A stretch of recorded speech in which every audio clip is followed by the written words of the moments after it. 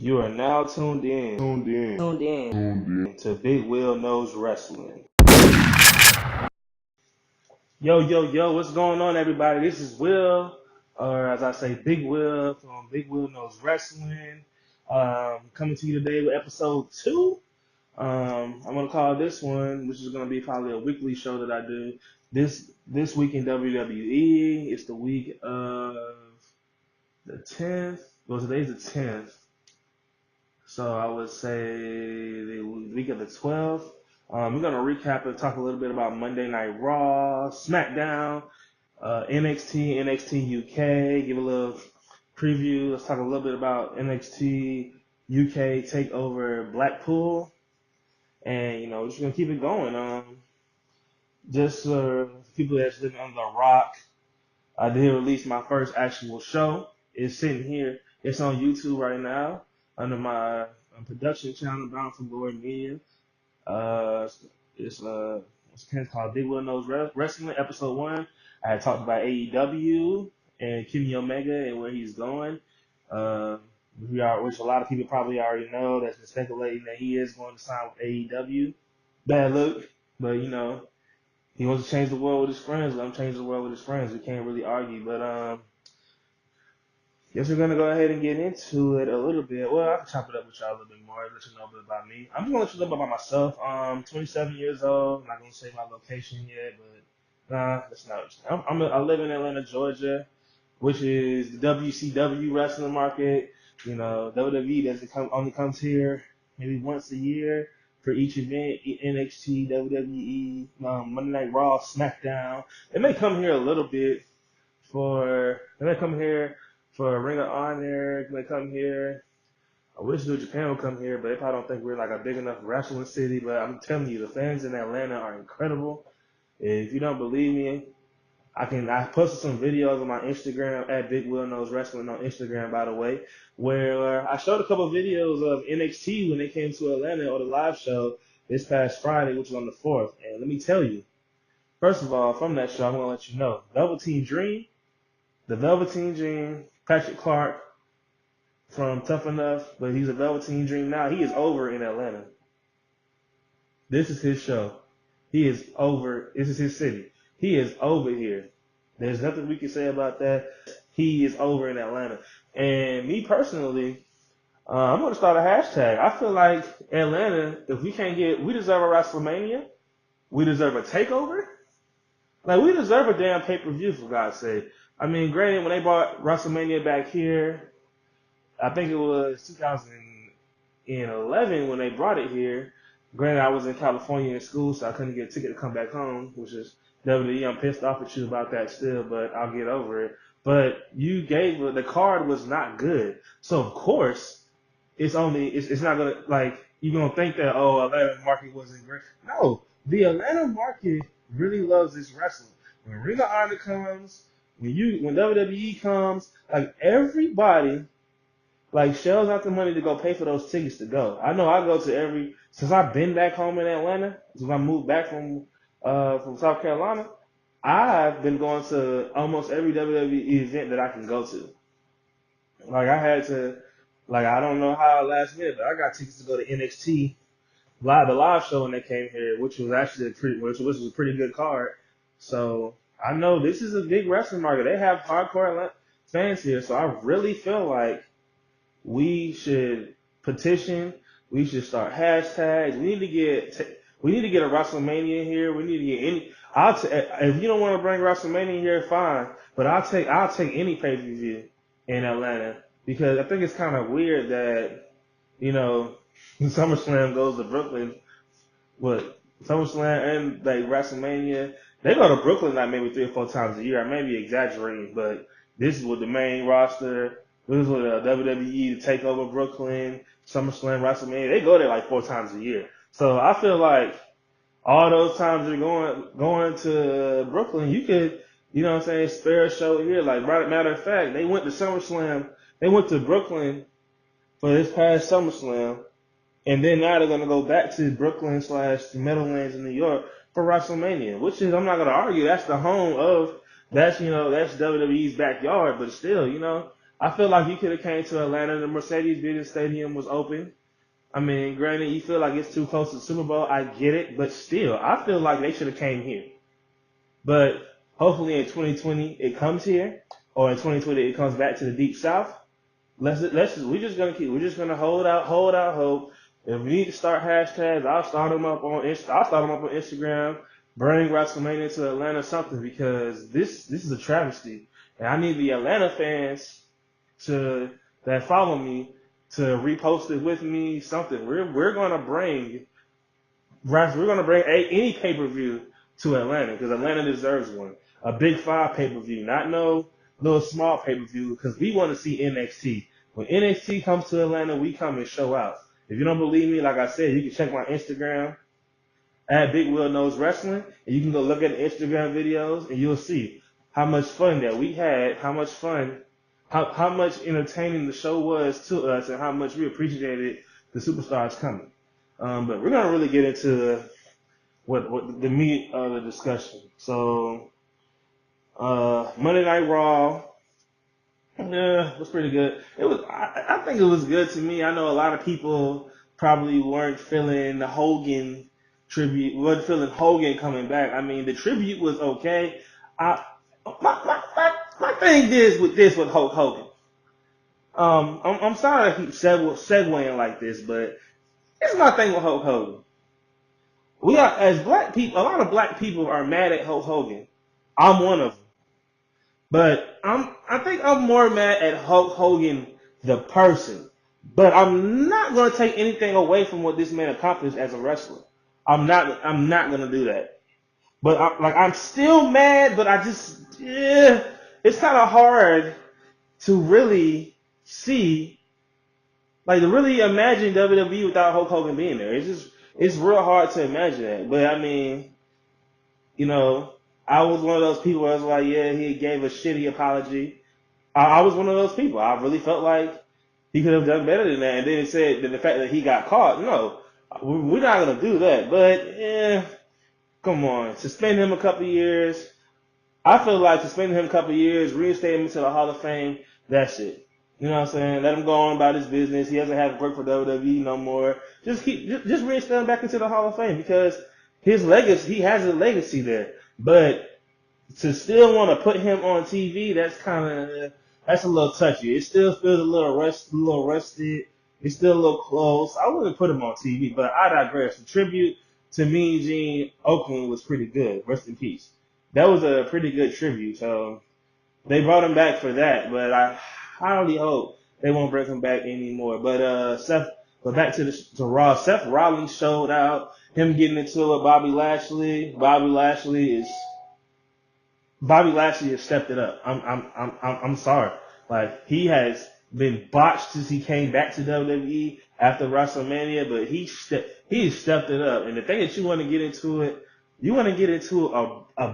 a beef with Seth Rollins, and Leo Rush is your hype man. First of all power to Leo Rush right here, because Leo Rush is an incredible heater. I'm a big fan. I was a big fan of Leo Rush, the wrestler, but this man is an incredible heater.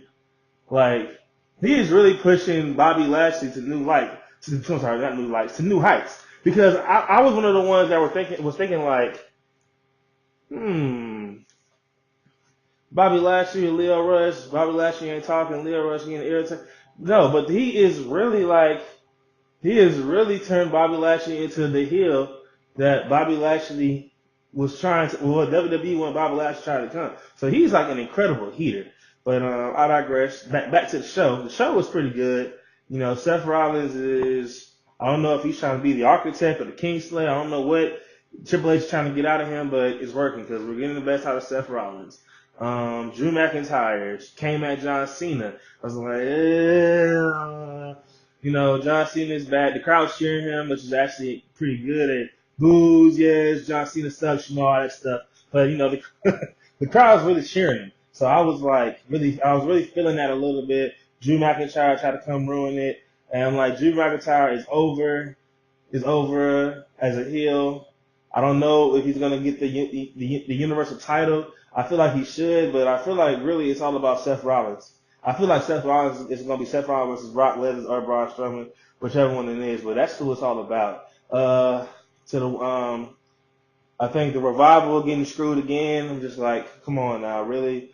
I'm like, first of all, let's not get into the point of how Chad Gable is teaming with Bobby Roode. Yeah, it looks nice, but come on now. We all know Bobby Roode should not be teaming with Chad Gable. When you brought Bobby Roode over, he was supposed to be his own star. You brought him over for SmackDown. Now he's getting lost in the shuffle, which is crazy. So of course it's really frustrating to see stuff like that. So of course it's not.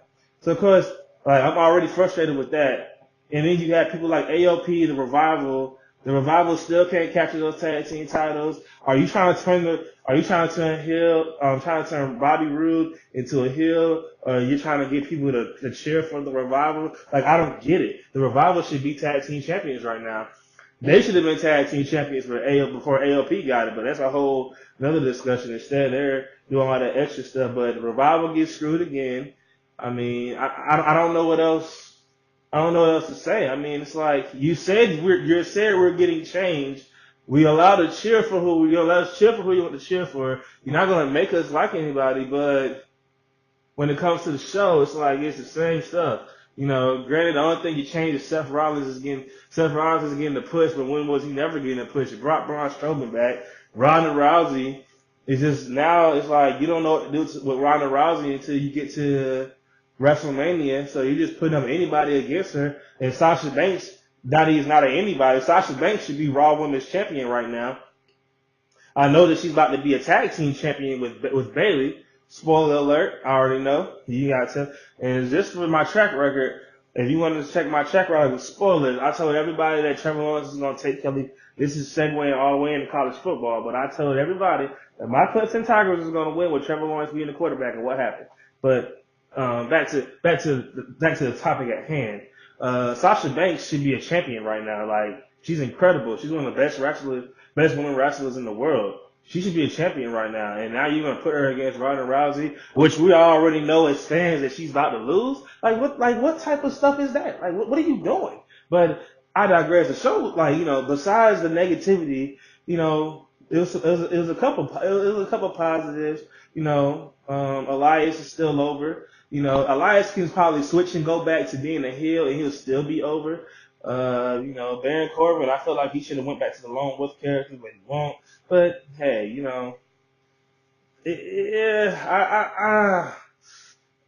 I think I don't want to keep talking about my frustration because Raw, for how I was frustrated with some of the stuff going on, was still a show up from that little period where they were down. But I'll give it a B plus this week. I don't think that it's like A minus material, maybe even B minus material. It was, what I'm saying. It's still some frustrating things, it's just maybe I think like I thought before, maybe it's just not enough talent, like not enough talent on Raw, like not enough over talent. Because I guarantee you right now, you lost Roman Reigns, you lost Kevin Owens, you lost Sami Zayn. Some of these people were having rivalries before they got injured, or in Roman Reigns' case, had to go attend to his leukemia, which we are still praying that he comes back from and comes back stronger. So it's kind of one of those things where you just like,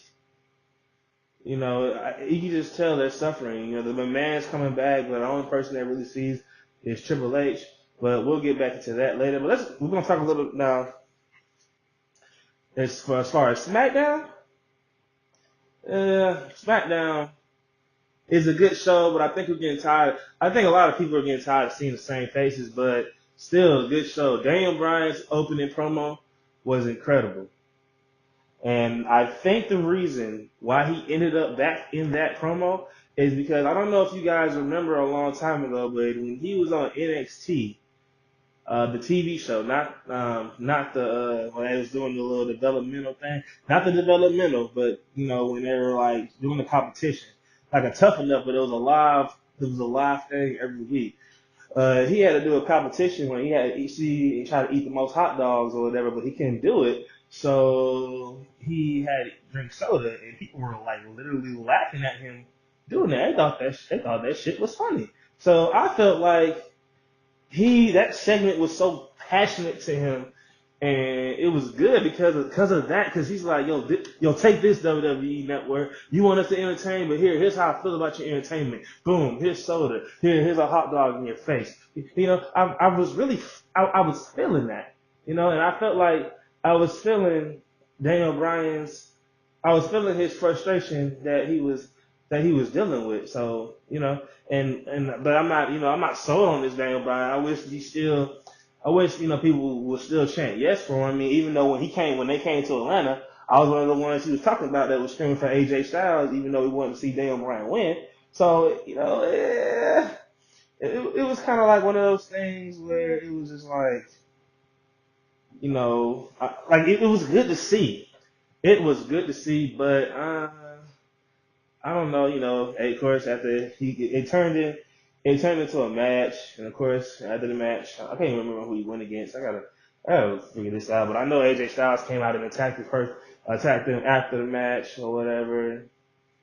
Set up that feud, I guess AJ Styles let a match on AJ Styles. I mean, I don't know. Is he trying to turn AJ Styles heel? Like, we don't know. It's kind of hard.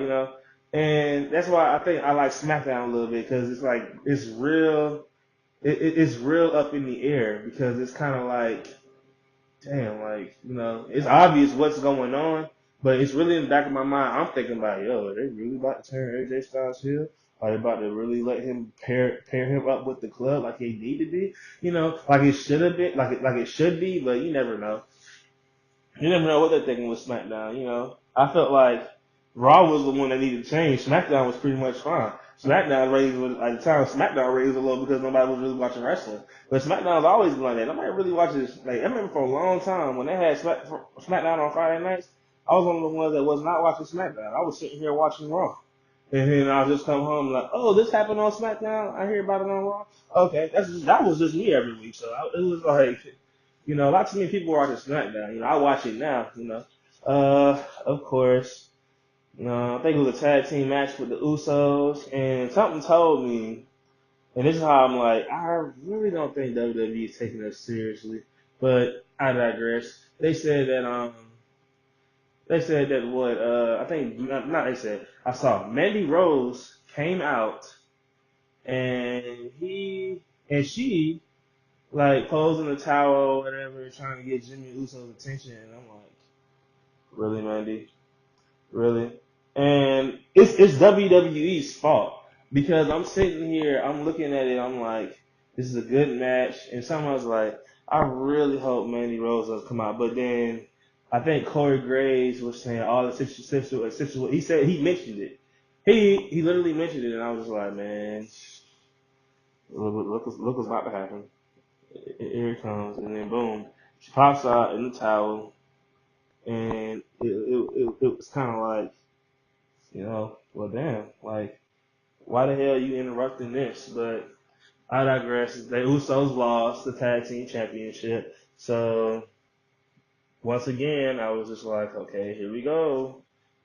Here we go with this again. What's going on? And then they go backstage, and basically come to find out she did have on clothes, and boom, what ended up happening?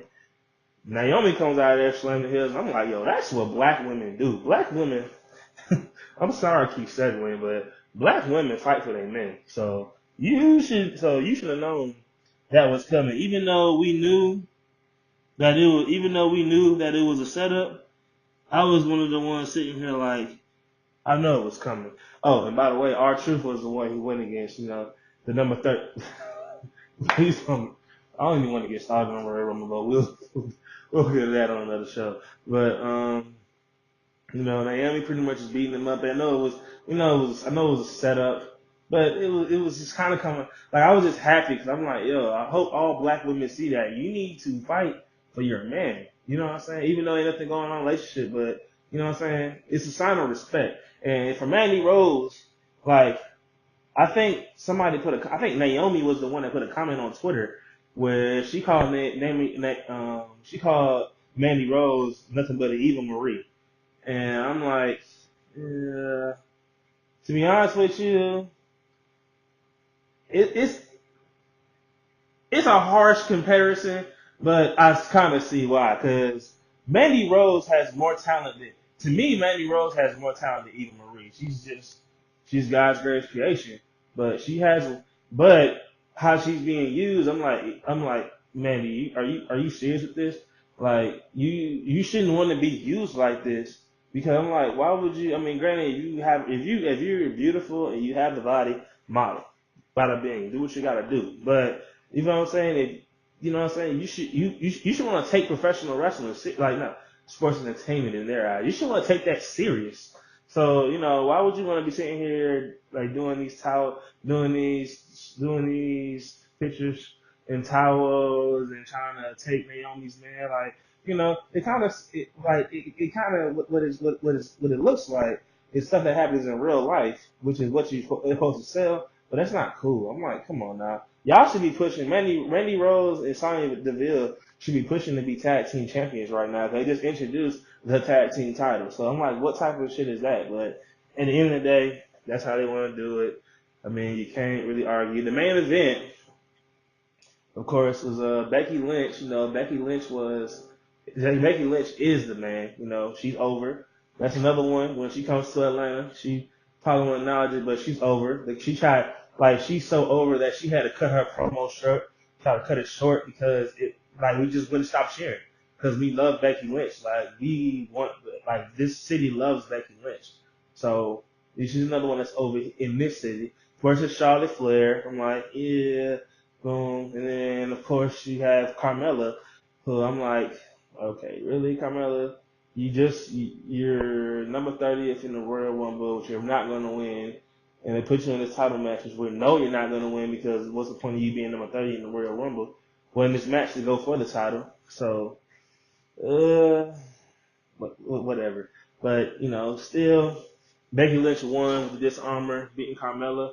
But, it's kind of a question. I'm like, well, rumors had it that maybe it was gonna be Becky Lynch versus Ronda Rousey at WrestleMania, but it would have been, but Ronda Rousey, man, but how is Becky Lynch? How's he gonna do that if she's going on the title? Of course, Becky Lynch can lose the Oscar or whatever, and then go into the Royal Rumble and win. But I think I would have been.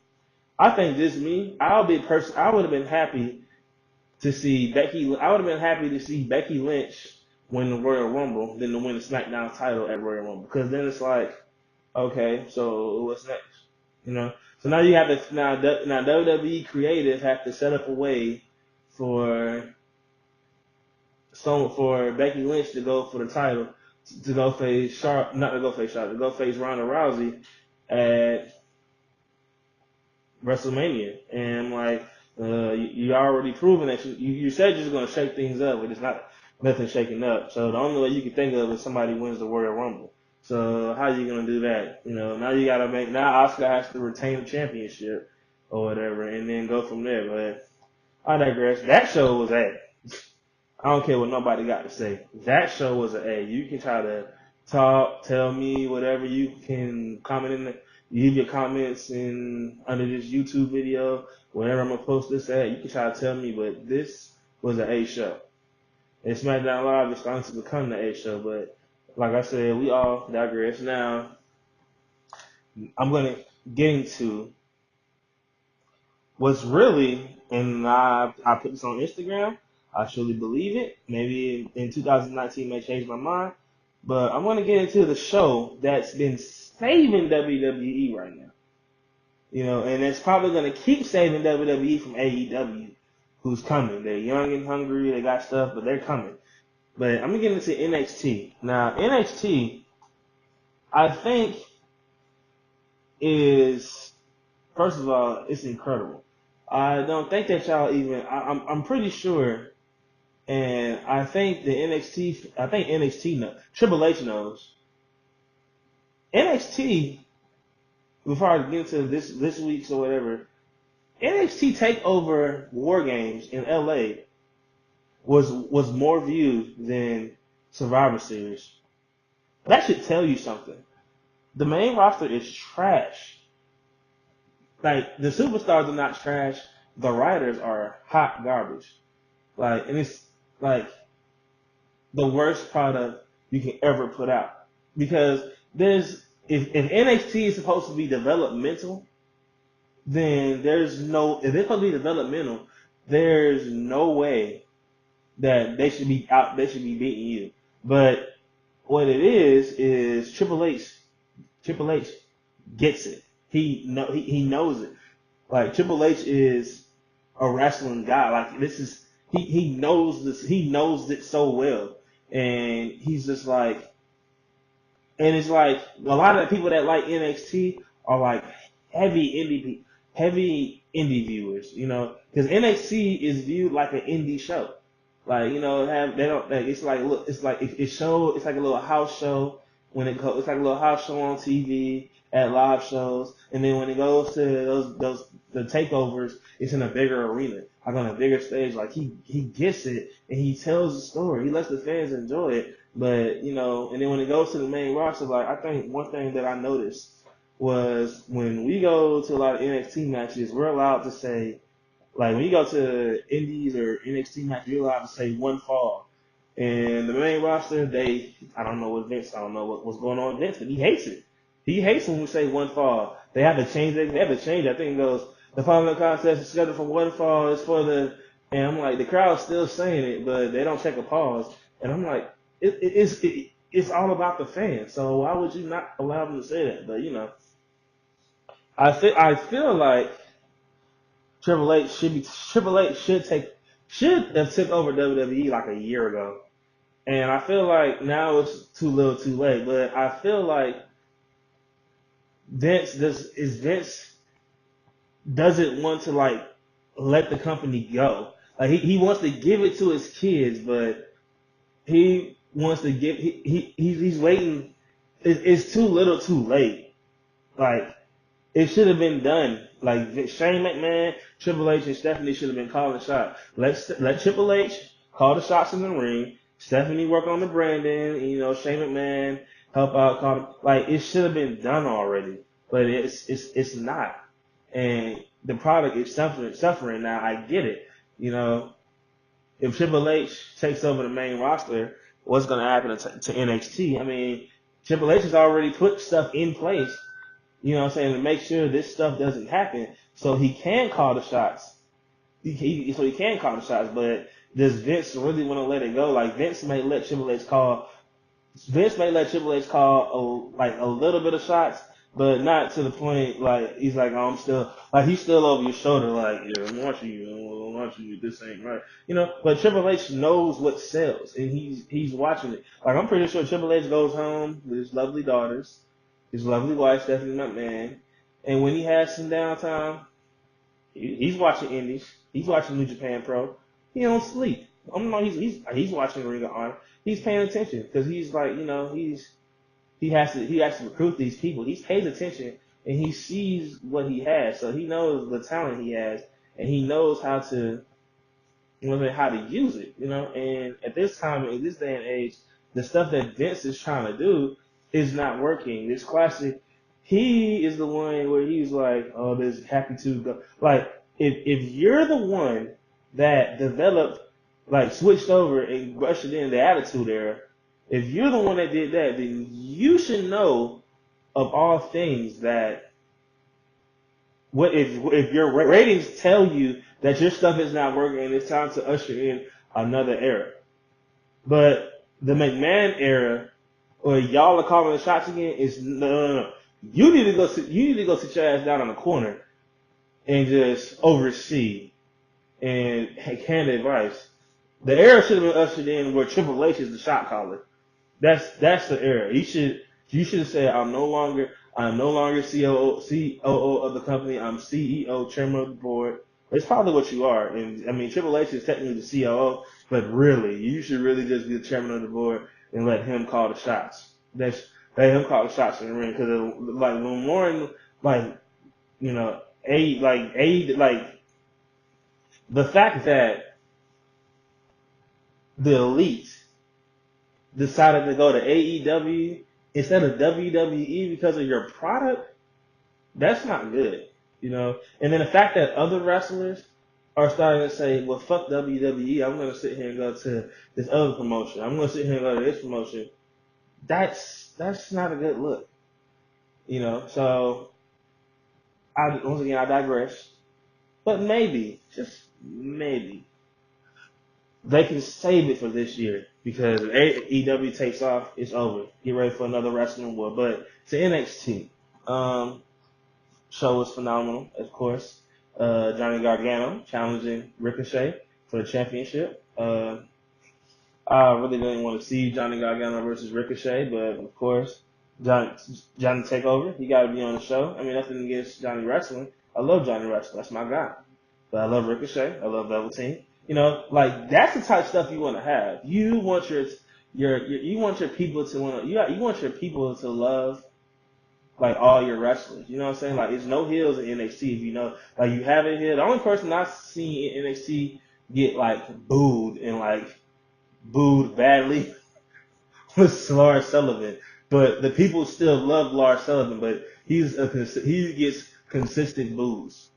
Like he's one of the ones that get booed. You know, War Raiders came out to help EC3, who's supposed to be going to the main roster. Undisputed Era. What can I say?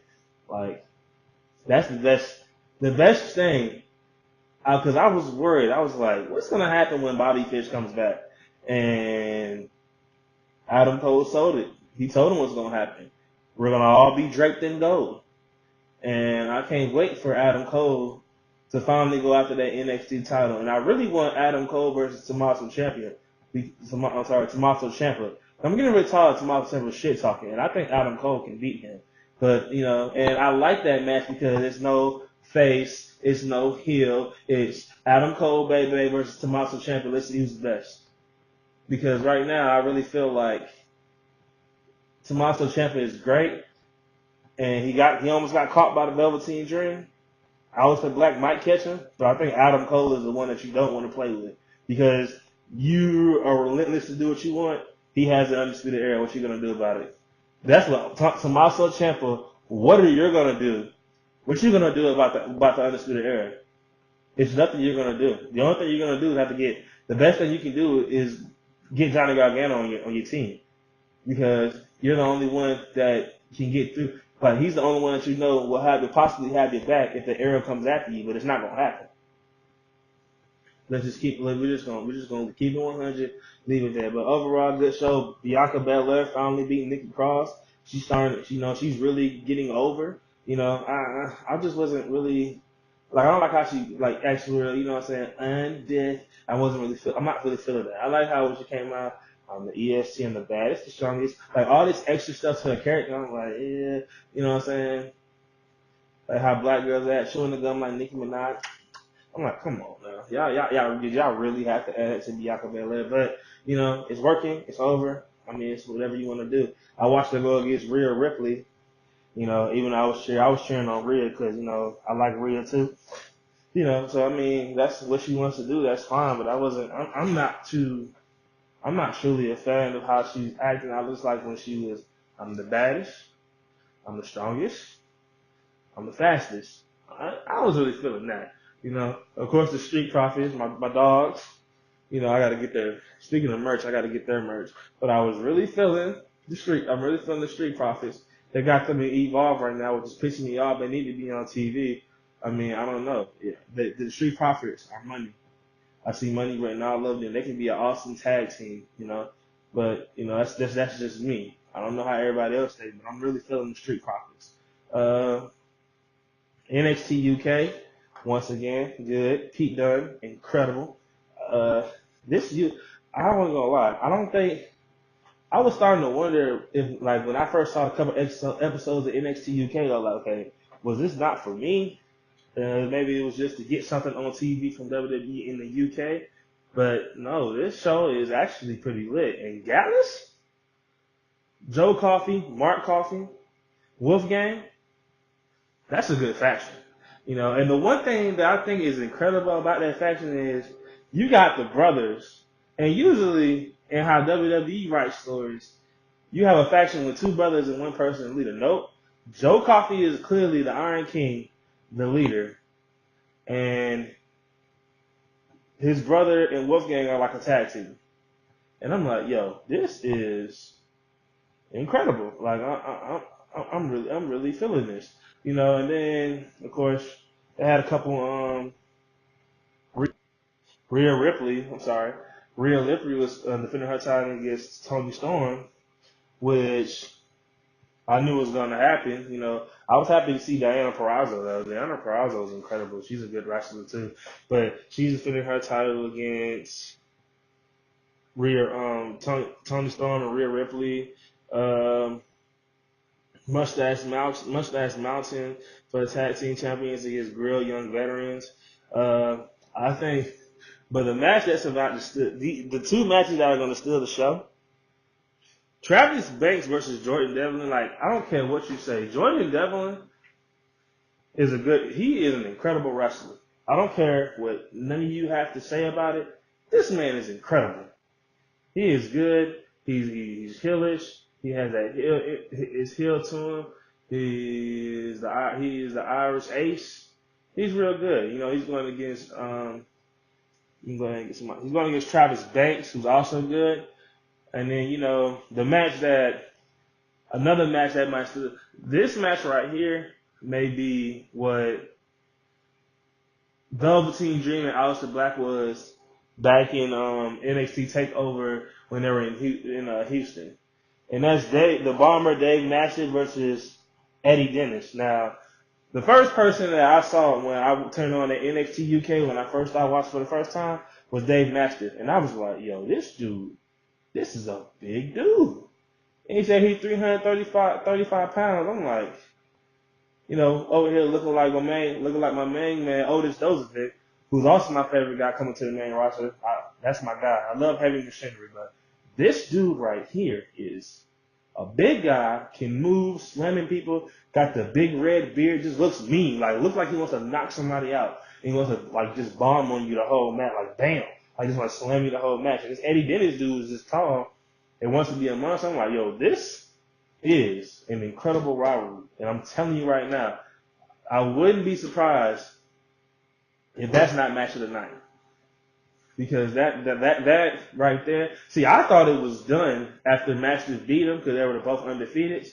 But they let that rivalry go. I'm like, it's on. But yeah, that Mastiff versus Dennis, that might be match of the night. But overall, the Blackpool Takeover card is going to be it's going to be a good one. So it's going to be a good one. I'm actually going to sit here on Saturday in between time. I'm actually going to sit in between work and actually sit down and watch it, because I want to see what happens. But it will be awesome, and I don't want to get into fantasy booking or nothing, but this will be awesome. If they do, in WWE, spoiler alert, this is what you can bring to Atlanta, NXT versus NXT UK brand. And they can do it around Survivor Series. They can do, instead of doing the traditional TakeOver War Games, or they can do a War Games match or whatever. But NXT TakeOver and NXT versus UK, just do a combined TakeOver where y'all go against each other and see who's a better brand. I can already name 3 matches off top. If Pete Dunne versus whoever the NXT champion is, Tommaso Ciampa. Or if you don't want to do it like that, you can still do title matches. Or because the NXT will probably be the overall championship, and you can do the UK versus North American champion. But will those and that's another thing too. I keep segueing in so many different ways, but is the NXT title, can that title be brought to UK? Can people in UK compete for it, or is this just going to be strictly a UK North American? That's just going to be a North American title, because a lot of people have been jumping back and forth between NXT and NXT UK. A lot of tag teams, Dakota Kai, Deanna Purrazzo, they've been jumping back and forth. So that just makes me wonder: was that NXT title, can they go over to UK soil? But that right there is going to be a whole nother discussion. But Undisputed Era versus Gallus, that would be incredible. The North American versus UK champion. which in this case we already seen Pete Dunne versus Ricochet. The tag team champions probably mustache matches versus the tag team champions. Probably somebody else, maybe War Raiders. You know, it's so many different things, but that would be awesome to do your own little Survivor Series between those two brands. That would be awesome to do right there. Ooh.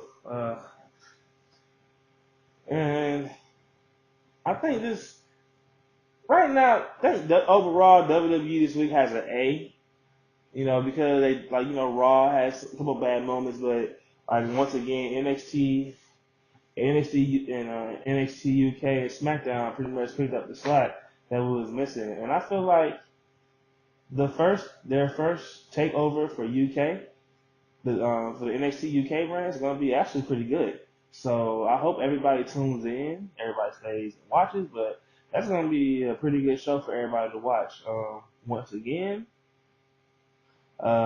this is gonna be a weekly thing. I hope everybody's listening, watching the shows, and paying attention, watching me. One thing I want to leave you with, and this is inspiration for myself, but I'm just gonna leave you. I'm gonna leave you people with it as well. Everybody in life always say they want to do something, but until you do it, it's just gonna be a dream. It is gonna be an imagination. I said to myself, and I was sitting here, like I said, I gave them a shout out last video. I'm gonna give them one this video because I don't want people to think that I just up and decided out of nowhere, which probably might have happened. But I had to look at it. I saw the Drama Tears podcast, the show that I told you about in that episode in New York. I watched them talk sports watch with the accents, and I was just like, man, look, people down here be looking at me crazy how much I love wrestling. And I'm like, I'm not alone. Like, these people really love wrestling. I'm like, bro, I can do this. And I said, I'm going to do this. I love to talk. I can talk for a long time. And I feel like I feel like I can put on a really good show. And I said I was going to do it, and look what happened. I'm on episode 2 right now. I'm going to try to put this show out every week. As long as you keep supporting me, I'm going to keep putting out good work. I'm just going to leave you with that, man. It's just really one of those things where you just gotta, if you say you're gonna do something, stick to it the best you can. Don't slack, don't feel lazy. Just get it, just stay with it. Find something you love and stay with it. And I think talking wrestling or wrestle talk, maybe not wrestle talk in England, but let me know. Just talking like that's something I know I can do, so I'm gonna keep doing it. For right now, I mean, I don't want to get any copyright infringements for stealing this phrase, but I'm just going to tell you goodbye. Um, and thank you for tuning into this show. We'll have one up next week. I'm out. Peace.